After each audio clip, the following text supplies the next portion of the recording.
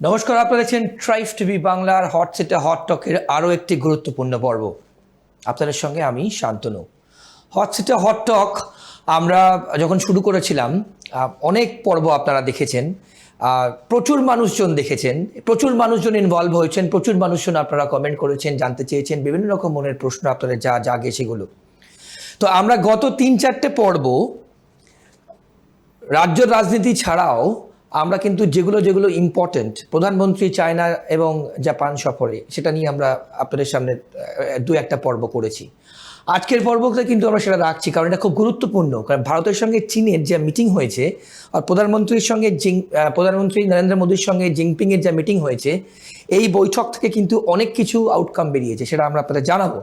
তার সঙ্গে এই মুহূর্তে রাজ্য রাজনীতি, পশ্চিমবঙ্গ আমাদের রাজ্য তোলপাড় এসএসসির দাগি শিক্ষকদের লিস্ট নিয়ে 1806 জন, এবং দেখা যাচ্ছে কি সেই লিস্টে শাসক দলের বিভিন্ন রকম যারা রিলেটিভস, মানে বৌমা থেকে শুরু করে বউ থেকে শুরু করে সব রকম কাউন্সিলর থেকে শুরু করে কিন্তু তাদের নাম আছে। এই নিয়ে কিন্তু তোলপাড় হচ্ছে, আমরা এটাও রাখছি। এবং তার সঙ্গে একটি জনমত সমীক্ষা, যত ভোট এগোবে এগুলো হবে, আপনারা জানেন সেটা।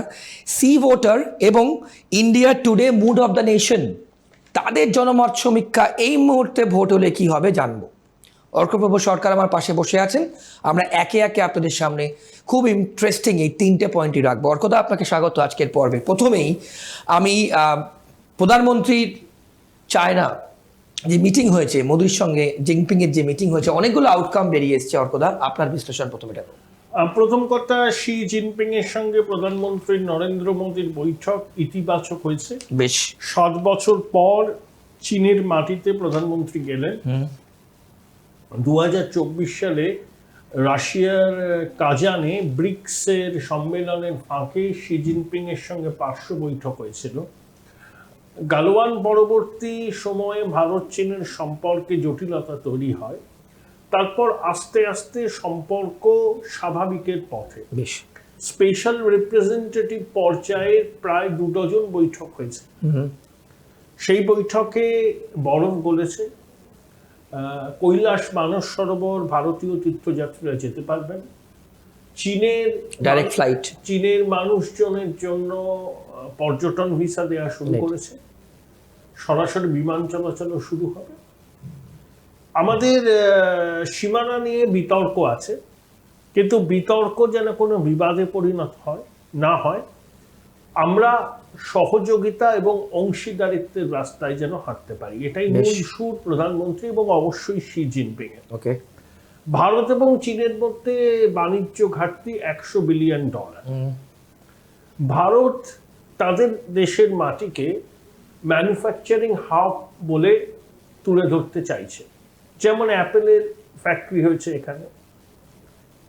তাহলে নতুন পলিসি হচ্ছে চায়না +1, চীনেও থাকবে, +1 বলতে ভারত। তাহলে এখানে একটা কনফ্লিক্ট হওয়ার সম্ভাবনা আছে যে মাল্টিন্যাশনাল কর্পোরেশনের উৎপাদন ক্ষেত্রের কিছু অংশ যদি চীন থেকে ভারতে আসে, সেটা নিয়ে ভবিষ্যতে বিবাদ হতে পারে। 2,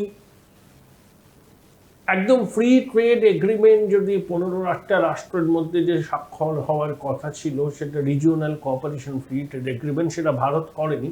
একদম ভারতের বাজার চীনা পণ্যের জন্য উন্মুক্ত করে দিলে ভারতীয় উৎপাদনকারীরা ক্ষতির মুখে পড়বে। বেশ, একই চীন থেকে সস্তায় ইস্পাত আমদানি করা হচ্ছে, সেই জন্য আমাদের দেশীয় ইস্পাত প্রস্তুতকারক সংস্থা অনেক ইম্পোর্ট ডিউটি আরোপ করার পক্ষে সওয়াল করেছেন, যাতে ইস্পাত ডাম্প করা না হয়। তো বাণিজ্য মন্ত্রক কিছু পদক্ষেপ নিয়েছে। বেশ, দেখুন, দুটো প্রতিবেশী দেশের মোট জনসংখ্যা 280 কোটি। চীন ইকোনমিক সুপার পাওয়ার, কোনো সন্দেহ নেই তাতে। ভারতও emerging economy, 5th largest economy. আমরা 2047-এর মধ্যে 3য় বৃহত্তম অর্থনীতিতে পৌঁছবো আশা করছি।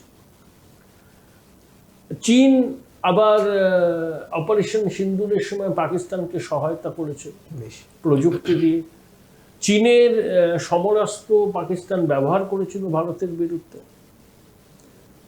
ভারত বলছে যে মাল্টিপোলার দুনিয়া হোক। চীন মাল্টিপোলার দুনিয়া বললেও এশিয়া যাতে ইউনিপোলার হয় সেটাই বলছে। ওকে, অর্থাৎ এশিয়াতে চীন মাল্টিপোলার দুনিয়া চায় না, সেখানে তারাই নিয়ন্ত্রণ করবে সবকিছু, এটা চীনের ভাবনা। ভারত এই জায়গাটা ছাড়বে না। ভারতও নিজেকে অর্থনীতির ভরকেন্দ্র বলে মনে করছে এবং অবশ্যই সেই দাবির পেছনে যুক্তি আছে। ভারত চাইছে পৃথিবী এখন আর ইউনিপোলার না হয়ে মাল্টিপোলার হোক, সেটা পৃথিবীর সর্বত্র। কিন্তু এই যে আলোচনা শুরু হয়েছে, এই যে পথ চলা শুরু হয়েছে গালওয়ান পরবর্তী, সেটা খুব ইতিবাচক। ট্রাম্পের এই হঠকারী সিদ্ধান্তের ফলেই দুটো দেশ কাছাকাছি এসছে। প্রতিরক্ষামন্ত্রী রাজনাথ সিং বলেছেন যে চিরস্থায়ী বন্ধু বা চিরস্থায়ী শত্রু কেউ হয় না। ওকে, বিদেশ নীতির ক্ষেত্রে চিরস্থায়ী একটাই থাকে, দেশের মানুষের স্বার্থ। বেশ, এটাই ভারত এবং চীনের এই কাছাকাছি আসার পিছনের কারণ। বেশ। ওর কথা পরবর্তী যে প্রশ্ন আপনাকে করবো, আমেরিকার সঙ্গে কিন্তু শুল্ক যুদ্ধ চলছে বলে ট্রাম্পের সাথে। এই মিটিং কতটা প্রশ্ন চিহ্ন তুলবে কিন্তু সেই সম্পর্কে, প্রথম। আর দ্বিতীয়, ট্রাম্প তো নিজেই চাপে, কোর্টে ধাক্কা। ট্রাম্পকে এইসব সিদ্ধান্ত প্রত্যাহার করতেই হবে, আজ না হয় কাল। দেশের মধ্যেও ট্রাম্প এই ধরনের হঠকারী সিদ্ধান্তর জন্য সমালোচনা করেছেন। নিউ ইয়র্ক টাইমস বলছেন যে নরেন্দ্র মোদী এতটাই অসন্তুষ্ট যে ডোনাল্ড ট্রাম্প তাকে বেশ কয়েকবার ফোন করা সত্ত্বেও তিনি সেই ফোন রেসপন্স করেন। হ্যাঁ, কারণ ট্রাম্পকে তো বিশ্বাস করা যায় না। প্রধানমন্ত্রীর সাথে ট্রাম্পের কি কথা হলো সেটা তিনি রং চড়িয়ে তার ট্রুথ সোশ্যালে দিয়ে দেবেন, অদ্ভুত অদ্ভুত দাবি করবেন, সেই দাবির সঙ্গে বাস্তব মেলে না। পাকিস্তান ট্রাম্পকে নোবেল শান্তি পুরস্কারের জন্য সুপারিশ করেছে, তা ডোনাল্ড ট্রাম্পও চান ভারতও তার নাম সুপারিশ করুক। বেশ, কিন্তু এখনো পর্যন্ত রাশিয়া ইউক্রেন যুদ্ধ তিনি সামলাতে পারেন। গাজাবাসীকে তিনি স্থানান্তরের প্রস্তাব দিয়েছিলেন, সেখানে river of the middle east হবে বলেছিলেন। তো ইসরায়েল সম্পূর্ণ গাজা দখল করবে এবং ওয়েস্ট ব্যাংকের উপরে তারা কর্তৃত্ব প্রতিষ্ঠা করবে। তো ট্রাম্প কোথায় যুদ্ধ বন্ধ করলেন? তাহলে তাকে নোবেল শান্তি পুরস্কারের জন্য কেনই বা সুপারিশ করব? আর ভারত পাকিস্তানের সংঘর্ষ বিরতি হয়েছিল, পাকিস্তানে director general of military operation, তার কাউন্টার পার্ট ভারতের যিনি আছেন তাকে ফোন করে যুদ্ধবিরতির প্রস্তাব দেয়। বেশ, এখানে ডোনাল্ড ট্রাম্পের ভূমিকা কি? তিনি বারবার করে একটা কথা বলে যাচ্ছেন। তো আমরা তো পরিষ্কার জানিয়ে দিয়েছি যে বাস্তবটা কি, সত্যিটা কি। প্রধানমন্ত্রী নরেন্দ্র মোদী কানাডায় গিয়েছিলেন G7-এ, ট্রাম্পেরও যাওয়ার কথা ছিল, পার্শ্ব বৈঠক হওয়ার কথা ছিল। ডোনাল্ড ট্রাম্প পার্শ্ব বৈঠক না করে চলে এলেন আমেরিকায়। তিনি ফোন করে নরেন্দ্র মোদীকে আমন্ত্রণ জানিয়েছিলেন। ওই সময় পাকিস্তানের সেনাপ্রধান ফিল্ড মার্শাল আসিম মুনিরকে তিনি মধ্যাহ্নভোজে আপ্যায়িত করেছিলেন। ট্রাম্পের কি মতলব ছিল যে নরেন্দ্র মোদী এবং আসিম মুনিরকে একটা ফ্রেমে নিয়ে আসা? এইটা বুঝতে পেরেই নরেন্দ্র মোদী কিন্তু যাননি, তিনি ক্রোয়েশিয়া চলে গেছিলেন। ওকে, কারণ আমেরিকার প্রেসিডেন্ট অনুরোধ করছেন, নরেন্দ্র মোদী গেলেন না, তিনি তার পূর্ব নির্ধারিত ক্রোয়েশিয়া সফর করলেন।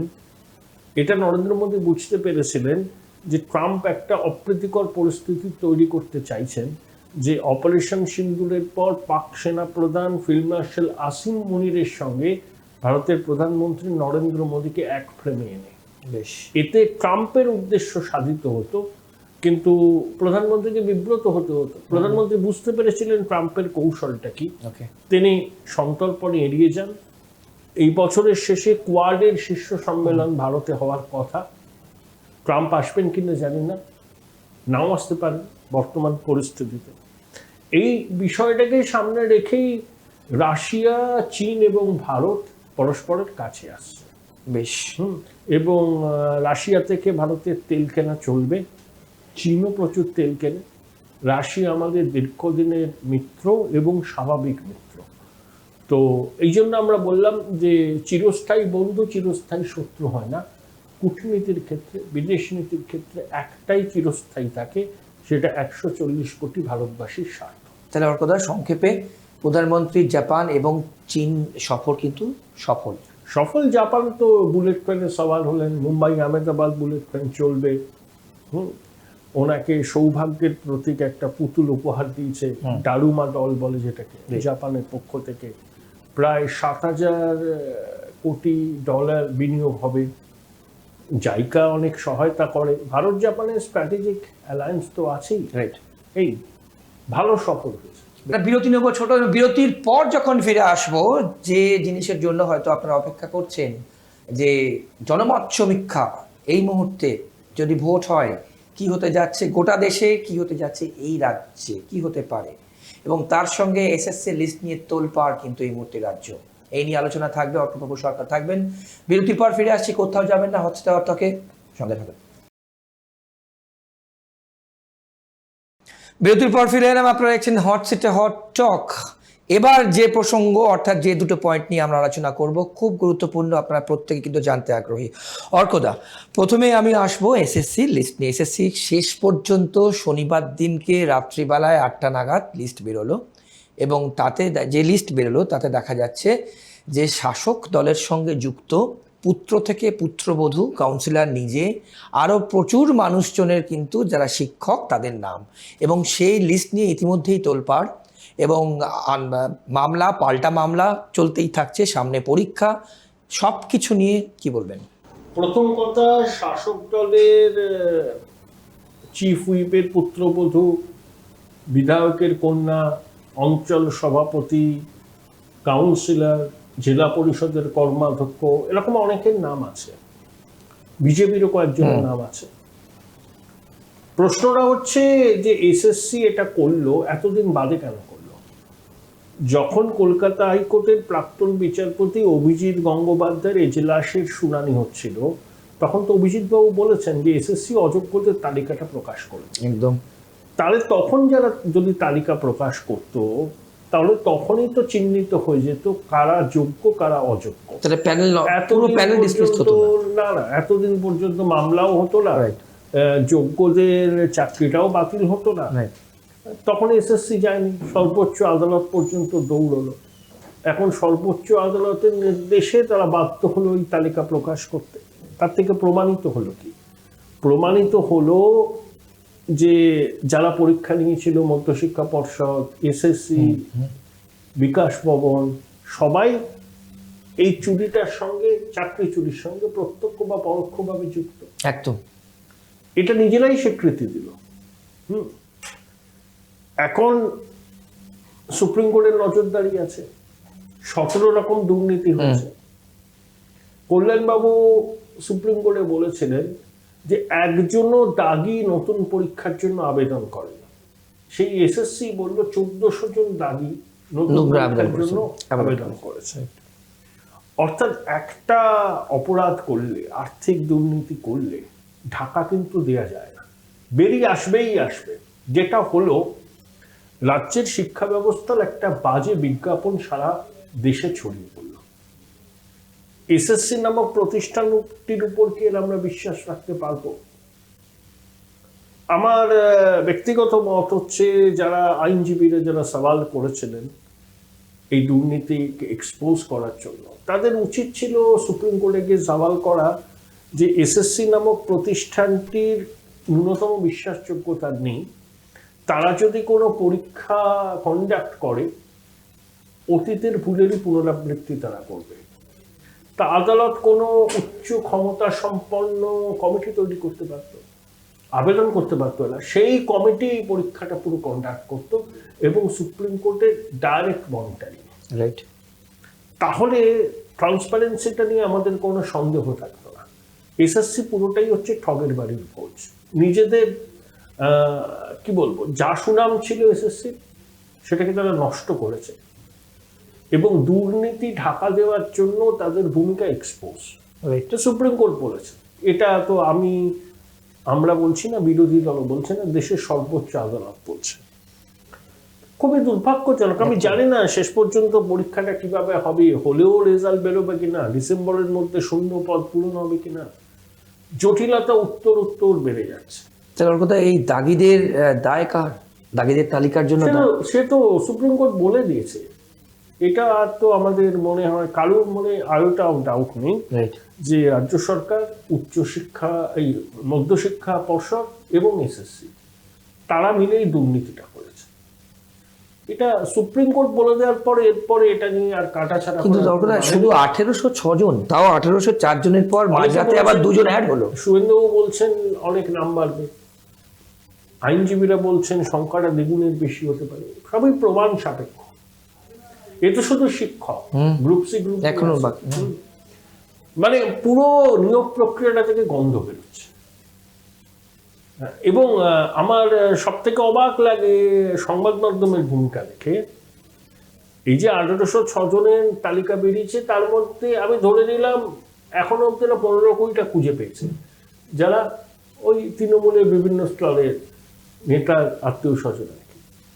তাহলে বাকিরা কাদেরকে টাকা দিয়েছে, কিভাবে টাকা দিয়েছে, কত টাকা দিয়েছে, সেটা তো সংবাদ মাধ্যমের দায়িত্ব একদম expose করা। একদম, কাকে টাকা দিয়ে চাকরি তালিকাটা পেলো। তো রয়েছে, একদম নাম রয়েছে, রোল নাম্বার আছে, জেলায় জেলায় ছড়িয়ে আছে এই শিক্ষক শিক্ষিকারা। তা তাদের কাছে সংবাদ মাধ্যমে যে জেলা স্তরে যারা রয়েছেন তারা যান, গিয়ে জিজ্ঞাসা করুন, হ্যাঁ, যে আপনি চাকরিটা পেলেন কিভাবে, আপনাকে দাগি বলা হচ্ছে, এসএসসি বলছে যে কিভাবে টাকাটা কিভাবে দিয়েছিলেন। এবং ইন্টারেস্টিং ওর কথা, যাদেরকে দাগি বলা হচ্ছে শাসক দলের সঙ্গে যেভাবে তারা যুক্ত থাক, তারা বলছে আমরা দাগি নই, আমরা পাল্টা কোটে যাবো। আমি তো সেই জন্যই বলছি চূড়ান্ত অস্থিরতা এবং জটিলতা তৈরি হবে। এর শিক্ষাটা কি? যে দুর্নীতি করলে সেই দুর্নীতির মাসুল রাজ্যবাসীকে দিতে হয়, বিশেষ করে যখন এইরকম একটা সরকারি প্রতিষ্ঠান দুর্নীতির সঙ্গে যুক্ত হয়, তার অভিঘাত সমাজের সর্বস্তরে পড়ে বেশ, এবং এই প্রতিষ্ঠানগুলো সম্পর্কে মানুষের আস্থা বিশ্বাসটা উঠে যায়। বেশ অর্থাৎ ঠিক এই জায়গাতেই আমার পরবর্তী প্রশ্ন, সবাই হয়তো জানতে খুব ইন্টারেস্টেড, উৎসুক হয়ে আছেন। সি ভোটার এবং India Today mood of the nation survey করেছে, এরকম সার্ভে হতে থাকবে যত ভোট আসবে ভারতবর্ষে এবং এই রাজ্যে। অর্কদা, ইন্ডিয়া টুডে গ্রুপ খুব যে গদি মিডিয়া তা নয়, ওখানে রাজদীপ সরদেশাইয়ের মতো আছেন, এবং এই মুড অফ দ্য নেশন ওরা দীর্ঘ 2 দশকের বেশি সময় ধরে করছে সি ভোটারকে নিয়ে। রাইট, 2 লক্ষের উপর মানুষের মত নিয়েছে, মানে sample। 543টা লোকসভা কেন্দ্রে। তাহলে অনেকগুলো পর্ব আছে। মূল বিষয় যেটা, যে 11 বছর প্রধানমন্ত্রী থাকার পরেও নরেন্দ্র মোদীর অ্যাপ্রুভাল রেটিং এখনো 58%। ওকে, দেশের 58% মানুষ নরেন্দ্র মোদীকে প্রধানমন্ত্রী হিসাবে চাইছেন ওকে, এখনো 11 বছর পরে। এটা যে কোনো রাজনৈতিক ব্যক্তিত্বের কাছে শ্লাঘার বিষয়। শীর্ষ পদে থেকে 11 বছর পরেও তার অ্যাপ্রুভাল রেটিং যদি 58% হয়। তারপরে বলা হচ্ছে যে নরেন্দ্র মোদীর উত্তরসূরি কে, দুজনের নাম উঠে আসছে, অমিত শাহ এবং যোগী আদিত্যনাথ। তাদের দুজনের মধ্যে একদম কিন কন্টেস্ট। 3, রাহুল গান্ধীর সঙ্গে নরেন্দ্র মোদীর এই গ্রহণযোগ্যতার ফারাক কতটা। রাহুল যেখানে অ্যাপ্রুভাল রেটিং 25%, নরেন্দ্র মোদীর সেখানে 58%। ডাবলেরও বেশি। হ্যাঁ, আচ্ছা, এই মুহূর্তে ভোট হলে কি হবে? এই মুহূর্তে ভোট হলে বলছে ওই সি ভোটার আর ইন্ডিয়া টুডের মুড অফ দ্য নেশন যে এনডিএ 324টা আসন পাবে। মানে 2024-এর লোকসভায় এনডিএর যা আসন ছিল, 1 বছর হয়েছে, এনডিএর আসন বাড়ছে। বিজেপি 2024-এ পেয়েছিল 240টা আসন, এই মুহূর্তে ভোট হলে পাবে এককভাবে 260টা আসন, +20। হ্যাঁ। কংগ্রেস 2024-এ পেয়েছিল 99টা আসন, এই মুহূর্তে ভোট হলে পাবে 97টা আসন। ওকে, এনডিএ জোটের প্রাপ্ত ভোটের শতাংশ হবে 47, আইএনডিআইএ জোটের প্রাপ্ত ভোটের শতাংশ হবে 41। বেশ, বিজেপি এককভাবে পাবে 41% ভোট, ওকে, কংগ্রেস এককভাবে পাবে 21% ভোট। এটাই হচ্ছে 20% mood of the nation C ভোটারের সমীক্ষায় এই তথ্য উঠে এসছে। ওরা 1 জুলাই থেকে 14 আগস্ট এই কালপর্বের মধ্যে এটা করেছে।